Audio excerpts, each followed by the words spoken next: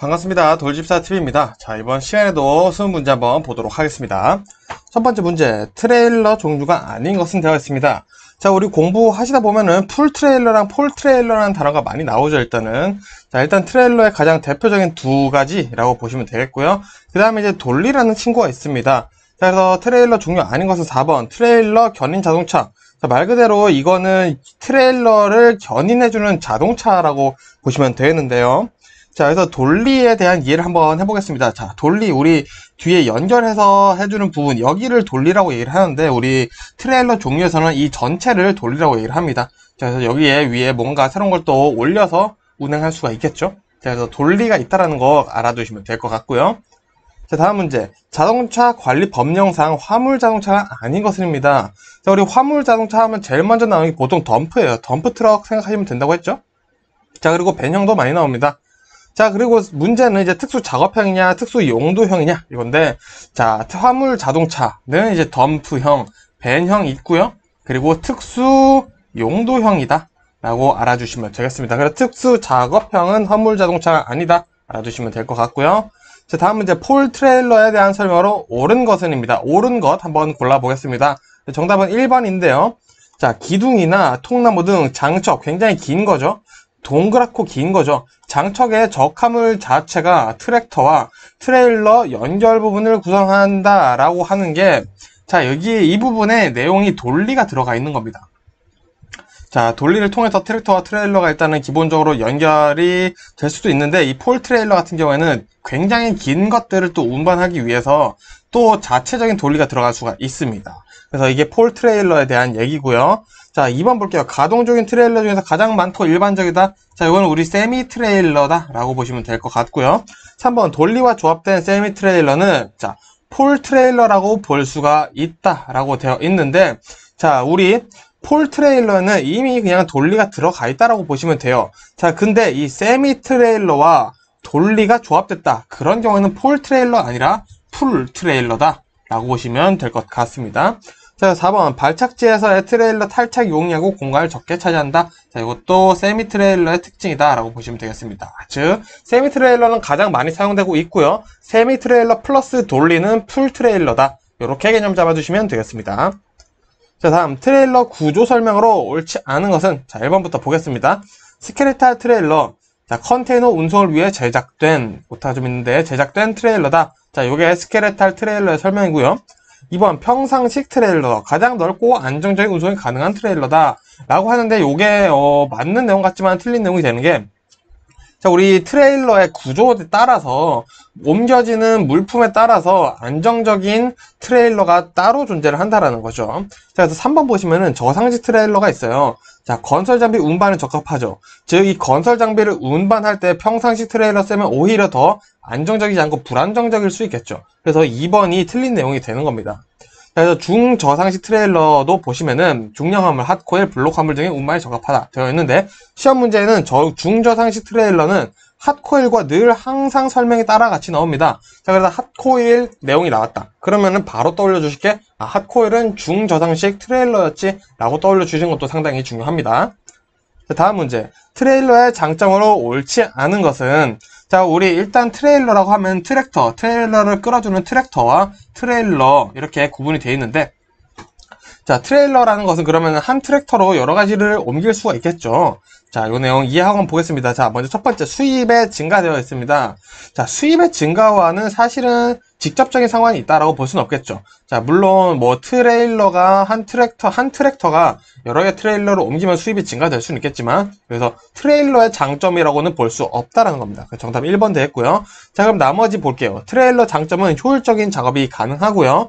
일시적인 보관 기능이 가능하겠죠. 자, 우리가 하차를 시켜야 되는데 물건들을 지금 하차할 여건이 안 돼요. 그러면은 트레일러에 잠시 보관해 두는 것 정도 가능하겠죠.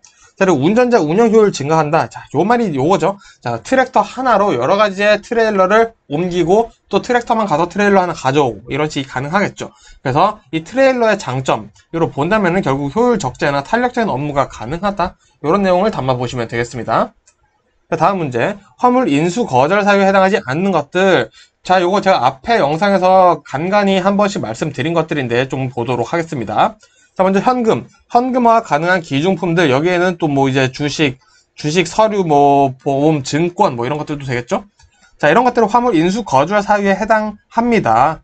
자, 그리고 동물 미술품 등 특별한 관리가 필요한 물품은 이제 전문 화물 인수로 해야겠죠? 그래서 거절도 가능하다라는 거. 그리고 세 번째, 물품에 적합한 포장이 되어있지 않음에도 고객이 면책에 동의한 경우 요 상태에서는 거절할 수 없습니다. 왜? 고객이 면책에 동의를 했기 때문이죠. 요거는 또 자필로 받아야 된다는 거 알아두시면 되고요. 자, 정답이 3번 되겠죠. 자, 그리고 4번까지 볼게요. 화물사마다 정해준 규격에 벗어난 경우 화물 인수 거절될 수 있다. 자, 우리 편의점에 택배를 붙이거나 뭐 다른 곳에 택배를 붙일 때도 박스 규격, 무게 규격 이런 게 다 있죠. 그 얘기를 하고 있는 겁니다. 자, 다음 문제. 운송물에 가액이 기재되지 않은 경우 사업자의 손해배상 한도는 1번이죠. 자, 50만원이다. 가액이 기재되어 있지 않은 경우에는 사업자는 50만원, 최대 50만원까지 손해배상해주면 된다. 외워두시면 되겠고요. 자, 다음 문제. 운송물 수탁 거절 사유가 아닌 것은, 자, 요것도 비슷합니다. 우리 인수 거부 내용이랑 상당히 비슷한데요. 자, 특이한 부분이 하나 있습니다. 정답은 3번이고요. 운송물의 가액이 200만원 이상인 경우가 아니라 300만원 이상인 경우에는 수탁 거절이 될 수 있다라는 거 알아두시면 되겠습니다. 자, 그리고 나머지 1번, 2번, 4번은 우리 인수 거부할 때 가능한 사유와 상당히 비슷하죠. 자, 다음 문제. 물품의 수작업 운반 기준이 아닌 것은, 자, 수작업 우리가 손으로 직접 옮겨야 되면 일단은 힘들죠.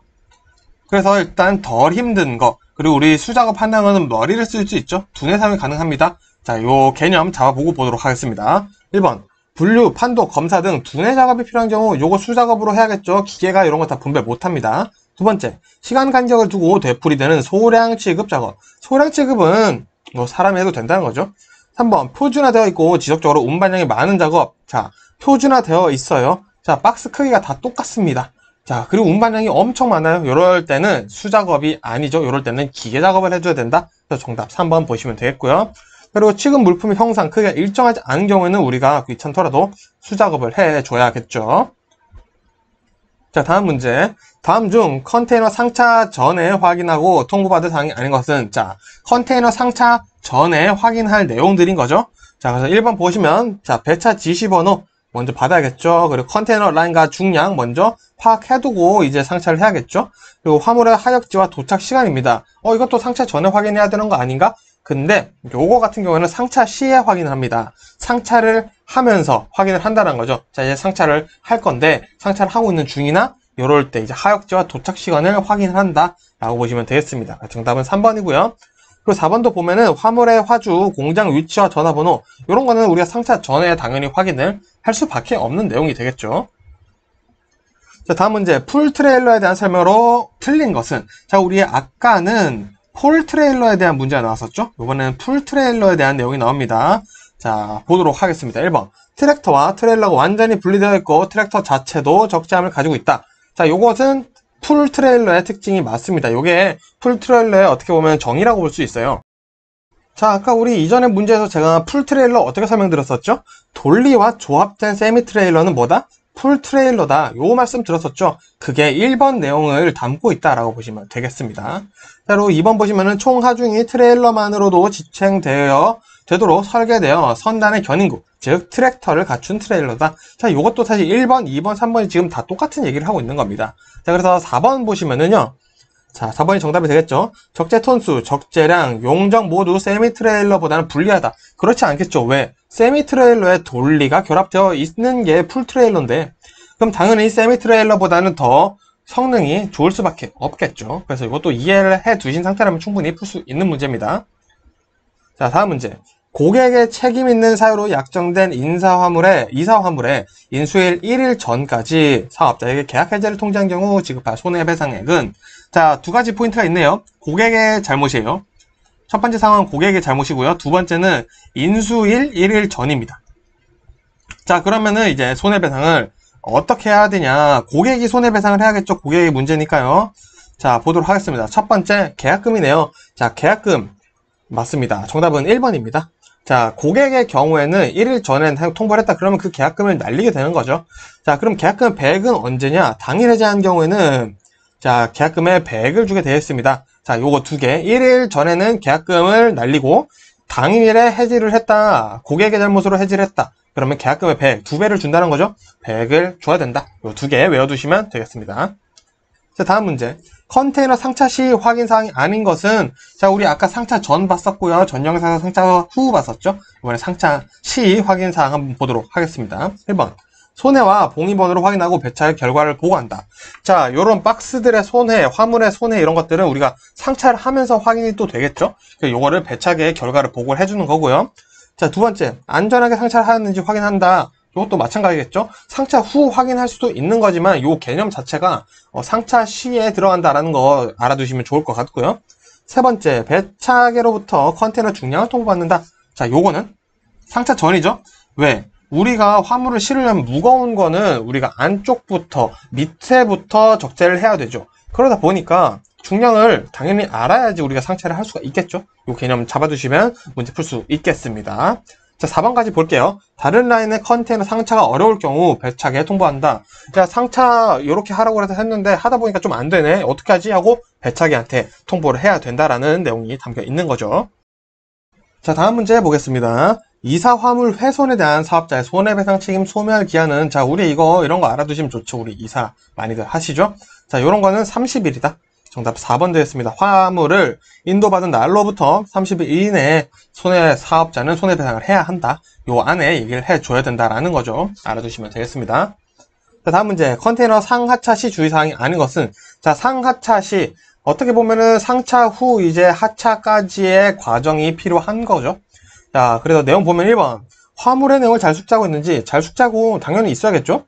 두 번째, 위험물 표시가 잘 되어 있는지, 자, 상차하는 사람 따로 있고 하차하는 사람 따로 있죠. 그래서 위험물 표시 잘 구분되어 있어야겠죠. 세 번째, 지주, 끈, 결박에 필요한 도구가 준비되어 있는지 굉장히 중요한 부분 아닐 수 없고요. 네 번째, 독극물이 담긴 화물이 쏟아진 경우 대피할 수 있는지, 이것도 맞는 거 아니야? 하는데 정답이 4번이에요. 왜 이 내용이 틀렸냐? 여기서는 정확하게 대피해선 안 됩니다. 담당자, 책임자가 조치를 해야 돼요. 그래서 조치할 수 있는지, 자, 독극물이 쏟아졌어. 자, 그러면은 이제 조치를 해야겠죠. 조치를 위한 도구들이 잘 챙겨져 있는지 요거를 확인해줘야 된다라는 내용이 담겨 있습니다. 그래서 이런 문제 내가 아는 것 같아. 이거 확실한 것 같아. 해도 한 번 정도 다시 읽어보시는 연습이 필요할 것 같습니다. 자, 다음 문제. 시력 기준에 대한 설명 중 옳지 않은 것은, 자, 일종 운전면허는 두 눈을 동시에 뜬 시력이 0.8 이상이다. 자, 요거 맞는 내용이고요. 외워주시면 됩니다. 두 번째, 제1종 운전면허. 두 눈의 시력은 각각 0.6 이상이어야 한다. 자, 맞습니다. 자, 제1종 운전면허는, 자, 두 눈의 동시에 뜬 시력 0.8 이상, 그리고 각각 시력은 0.6이 아니라, 자, 0.5죠. 자, 사실은 2번 내용이 틀린 거죠. 자, 두 눈의 시력은 각각 0.5 이상이어야 되고요. 두 눈의 평균 시력이 0.8 이상이어야 된다. 요거 잘 알고 계시라는 개념으로서 자, 한 번 더 확실하게 말씀드리고 있습니다. 자, 그럼 2종까지 한번 볼게요. 자, 2종 운전면허는 두 눈을 동시에 뜬 시력이 0.5 이상이다. 자, 알아두시고요. 제 2종 운전면허는 한쪽 눈을 보지 못한 경우 다른 눈은 0.6 이상이어야 한다. 라고 되어 있는 거 알아두시면 되겠습니다. 자, 다음 문제. 교통사고의 요인에 해당하지 않는 것 보겠습니다. 자, 요인이 굉장히 많겠죠? 자, 1번 외부 요인, 환경 요인, 도로 요인, 인적 요인 이렇게 있는데 정답은 1번이죠. 자, 외부 요인은 일단 존재하지가 않습니다. 자, 그럼 교통사고 요인 네 가지 뭐냐? 첫 번째 환경이죠. 그리고 두 번째 도로 요인 있고요. 그 다음에 인적 요인, 사람이죠. 사람 요인 있고 그 다음에 자동차 등장해야겠죠. 차량 요인 이렇게 네 가지가 교통사고 요인에 해당한다. 외워주시면 될 것 같습니다. 자, 다음 문제. 직접적 요인에 해당하는 것은, 자, 이 직접적 요인도 교통사고와 관련된 문제인 거죠. 그래서 교통사고에 가장 큰 중대한 역할을 미치는 결정적인 역할이 뭐였냐? 이걸 물어보는 겁니다. 그래서 보시면은 정답은 2번 되겠습니다. 자, 운전 조작의 미흡, 실수. 결국에는 내가 핸들을 잘못 돌려서 엑셀을 잘못 밟아서 사고가 난다라는 거죠. 자, 그럼 왜 일어나냐? 심신 상태가 안 좋거나 음주 과로 이런 것 때문에 이러한 조작 실수가 일어날 수 있겠죠. 그래서 이 직접적 요인을 가능하게 해주는 것을 중간적 요인이라고 합니다. 자, 추가로 4번 보시면 운전자 안전지식 부족이에요. 자, 요거는 약간 미비합니다. 직접적 요인과는 큰 상관은 없지만 영향이 없지도 않죠. 자, 이런 친구들은 우리가 간접적 요인이라는 뉘앙스를 잡고 있어요. 그래서 우리 직접적 요인, 간접적 요인, 중간적 요인이 어떤 뉘앙스구나 요거를 알아두시는 게 상당히 중요합니다. 보기가 다르게 나오는 경우가 상당히 많기 때문에 요거 자체만 외우시기보다도 이 요인에 대한 개념을 잡아두시는 게 상당히 중요합니다. 자, 다음 문제. 사고의 원인 분류 중 해당하지 않는 것은, 자, 이거는 마찬가지 교통사고죠. 사고의 원인 분류 중 해당하지 않는 것은 지금 상당히 많이 헷갈리실 수가 있습니다. 자, 근데 보시면은 정답 4번이죠. 자, 우리 먼저 간접적, 직접적, 중간적 요인은 우리 교통사고에서 아까 당장 사고를 일으키는 세 가지 요인들을 봤었죠. 자, 근데 아까 환경적 요인은 말 그대로 교통사고의 요인이에요. 말 그대로 요인 중에 하나입니다. 자, 그래서 환경, 그리고 도로, 차량, 인적 요인이 있었죠. 그래서 요 네 가지 때문에 사고가 일어날 수 있다라는 거고요. 이 간접적, 직접적, 중간적 요인은 결국에는 인적 문제 때문에, 사람 문제 때문에 발생하는 교통사고라는 거죠. 그래서 이렇게 세분화되어서 나올 수 있는 게 섞일 수 있으니 개념 잘 잡아보시면 될 것 같습니다. 자, 끝으로 마지막 문제 보겠습니다. 피로와 교통사고의 설명 중 옳지 않은 것은, 자, 이런 문제 한번 읽어보면 풀 수 있습니다. 1번, 무리한 운전은 만성피로를 초래할 수 있다. 당연히 그렇겠죠? 두 번째, 피로는 교통사고의 중간적 요인이라고 할 수 있다. 자, 어떨까요? 중간적 요인이라고 할 수 있을까요? 자, 요거 같은 경우에는 애매합니다. 그래서 여러분들이 한 번 더 개념 잡아보시라고 제가 넣어봤는데, 자, 이거는 틀린 내용이에요. 자, 우리 피로라는 것은 결국 말 그대로 몸이 피곤한 거죠. 그래서 간접적 요인이에요. 내가 몸이 뭐 어느 정도 피곤한지는 뭐 사람마다 다르겠지만 몸이 조금 피곤하다고 해서 사고의 직접적인 요인이 될 수는 없겠죠. 자, 근데 이렇게 피곤한 것 때문에 사고가 일어날 수 있다? 직접적 요인이라고 볼 수 있습니다. 자, 뒤로 돌아가 볼게요. 자, 우리 아까 중간적 요인 뭐 있었죠? 심신상태 음주 과로 있죠. 자, 이거는 당장 내 정신적인 문제가 있고 음주 과로하면은 이게 피로라고 볼 수 있지만 이것은 약간 과학적인 문제라고 볼 수 있는 거죠. 음주 사고, 그리고 과로로 인한 사고, 이렇게 볼 수가 있는 거죠. 근데 우리가 간접적 요인 보면은 안전 지식 부족, 이런 것처럼 당장 크게 문제가 되진 않을 수 있지만 결국엔 이런 것들이 언젠가 사고를 가져올 수 있다는 개념이 되는 거죠. 그래서 마찬가지 피로는 교통사고의 중간적 요인이라고 볼 수 있다 라는 정도로 이해를 해주시면 됩니다. 자, 여기서 지금 개념 정확히 안 잡히시는 분들 계실 텐데 사실 저도 그렇습니다. 이 피로와 과로가 도대체 뭐가 다른가 할 수 있는데 피로는 그래도 간접적이다, 과로는 중간적 요인이다. 요렇게 요 두 개 헷갈리실 수 있으니 차이 구분 지어서 외워보시면 좋을 것 같습니다.